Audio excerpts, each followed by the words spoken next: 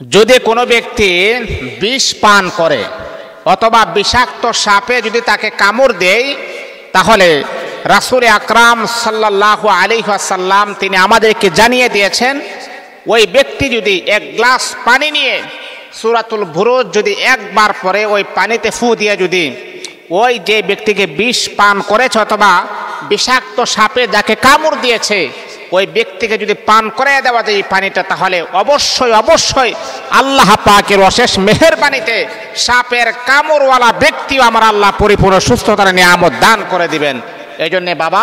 যদি আপনাকে বিষাক্ত সাপে যদি আপনাকে কামড় দেয় অথবা বিষ পান করে ফেলেন না জেনে, তাহলে আপনি সূরাতুল বুরুজটা একবার পরে তারপরে পানিতে 3টা ফু দিবেন। এই পানিটা ওই ব্যক্তিকে আপনি খাওয়াইয়া দিবেন, অতি দ্রুত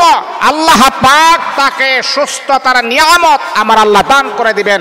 অচিরে সে সুস্থ হয়ে যাবে।